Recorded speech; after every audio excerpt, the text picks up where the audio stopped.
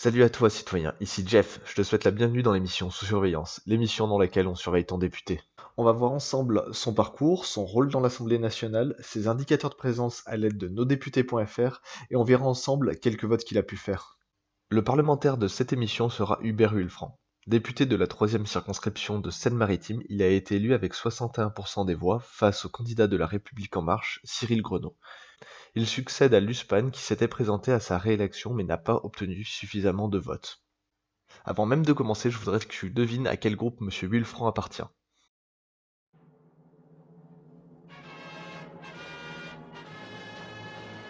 Debout les damnés de la terre, debout les forçats de la... Bien joué si t'as trouvé. Alors M. Huilfranc, il a été élu en faisant une alliance entre le PCF et la FI et aujourd'hui donc il est avec la gauche démocrate et républicaine, donc en fait c'est avec les communistes. Maintenant je vous propose de nous intéresser au parcours de M. Huilfranc.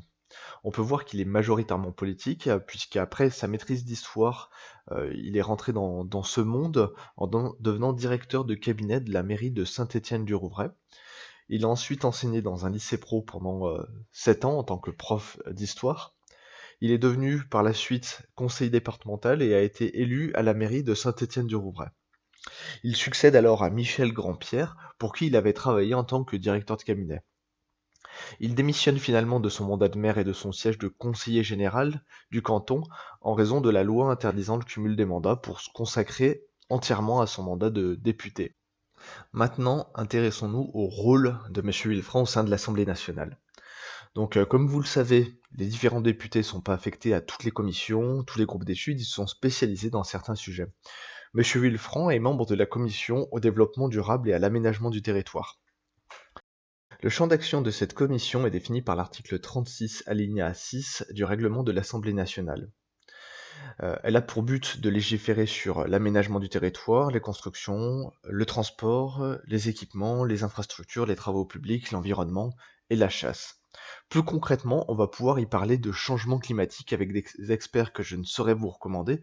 Donc là, je parle de Jean-Marc Jancovici, ou de la façon dont nous allons devoir gérer nos déchets nucléaires. Tu auras compris que cette commission a une importance majeure pour les siècles à venir. M. Huilfranc est également investi dans de nombreuses missions d'information ou dans des groupes d'études. Il est notamment le vice-président de la mission d'information sur l'incendie de l'usine du Brésil. Un rapport a été rendu le 12 février sur cet incendie. Ce rapport vise à guider le législateur pour amener les entreprises à avoir de meilleurs dispositifs de prévention et de sécurisation, mais aussi à améliorer la transparence des différentes communications qu'il peut y avoir lorsqu'un danger menace une population. Je voulais partager avec vous un élément qu'il a fait connaître dans sa circonscription et ailleurs, une intervention dans la presse où il plaide pour une augmentation du SMIC à 1300 € qui aurait pour but de relancer la consommation des ménages et de répondre à la crise d'après Covid-19. Il ajoute que on ne peut pas applaudir ses soignants, ses caissières, ses agents d'entretien tous les soirs à nos fenêtres sans leur mettre un peu de beefsteak dans l'assiette. Ce ne serait pas sérieux. Alors maintenant, je voudrais savoir, toi, qu'est-ce que t'en penses? Est-ce qu'il faudrait augmenter le SMIC pour relancer l'économie? Bon, alors maintenant, on passe à la question habituelle. Notre député, est-ce que c'est quelqu'un qui est actif d'après les chiffres de nosdéputés.fr ou c'est quelqu'un qui fait partie plutôt de la moyenne basse?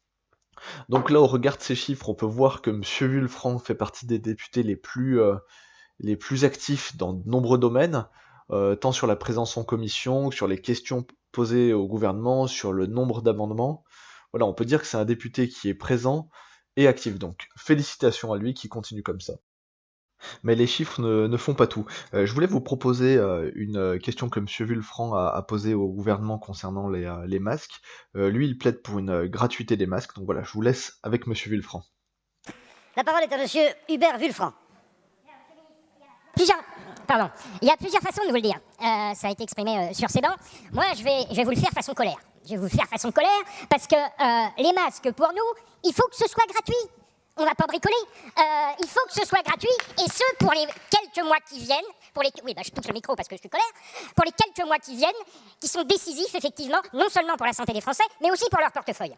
Alors, de fait, étant donné que vous n'êtes pas un gouvernement qui, loin de là, prône l'économie administrée, vous n'avez pas réquisitionné, et c'est donc bel et bien le secteur marchand, qui va assurer de manière privilégiée la distribution de ces masques. Ça veut dire une guerre des prix, une inégalité d'accès et un coût de toute façon non négligeable pour les familles. Et ce sont ces grands groupes de la distribution qui sortent pile poil une semaine avant le déconfinement des stocks très conséquents dont nous n'avons aucune garantie. Madame la ministre, vous avez voulu y répondre, mais aucune garantie. Voyons les inspections du travail, comment ils peuvent travailler sur déjà les contentieux du travail qu'il y a dans les entreprises. On n'a aucune garantie de contrôle des prix, ne serait-ce qu'à prix coûtant pour la vente de ces masques. Donc, qu'est-ce que vous répondez à ces maires, comme celui de Saint-Étienne-de-Rouvray, comme celui de Grenoble également, qui vous disent laissez-nous réquisitionner auprès de nos grandes surfaces les stocks de masques qui sont prêts à être mis en vente, on les achètera sur nos deniers municipaux pour les ventiler à tout, je dis bien à tout, nos administrés. Qu'est-ce que vous leur répondez? Dans cette partie, je vous propose d'aller voir quelques votes clés que M. Vulfranc a pu faire. Il a voté pour les motions de censure de la droite et de la gauche concernant l'affaire Benalla. Cette motion de censure avait été lancée à la suite de violences qu'un collaborateur du président de la République avait commis lors de manifestations du 1er mai. La majorité a accusé l'opposition d'instrumentaliser l'affaire Benalla pour atteindre le président. De son côté, l'opposition accuse l'exécutif d'avoir couvert les agissements d'Alexandre Benalla et d'avoir freiné la commission d'enquête. M. Vulfranc s'est abstenu pour le vote de la loi pour la confiance dans la vie publique, loi dans laquelle on peut trouver la suppression de la réserve parlementaire. Cette réserve est un fonds pour que les députés aient à leur disposition un certain montant à distribuer à des associations de leur choix sur leur territoire. On peut également trouver la suppression de la réserve ministérielle, l'inéligibilité pour manque de probité fiscale et la fin des activités de conseil. Cette abstention est le reflet d'un désaccord partiel avec le contenu de ce texte. Nous arrivons à la fin de la vidéo sur le député Vulfranc. Je profite encore de ton attention pour te parler du projet Moi Citoyen Lambda. Tu le sais certainement si tu as déjà regardé notre première vidéo, l'un de nos objectifs est de pousser nos députés à adopter de meilleures pratiques pour rendre notre système représentatif plus sain et de donner plus de pouvoir au peuple. Pour le moment, nous ne suivons pas M. Vulfranc, mais cela pourrait changer dans un avenir proche. Nous sommes en train de nous structurer pour suivre les 577. Nous avons déjà des outils qui sont à disposition, qui ont été développés par des bénévoles. Donc je pense au site nosdéputés.fr et à l'Observatoire de la démocratie. Je tiens à les remercier car sans eux, le travail serait vraiment plus difficile. Et je vous encourage également à télécharger l'application Direct Assemblée qui vous permettra de suivre votre député assez facilement. Sur ce, si tu veux nous aider, tu peux liker cette vidéo, la partager autour de toi et nous suivre sur les différents réseaux sociaux.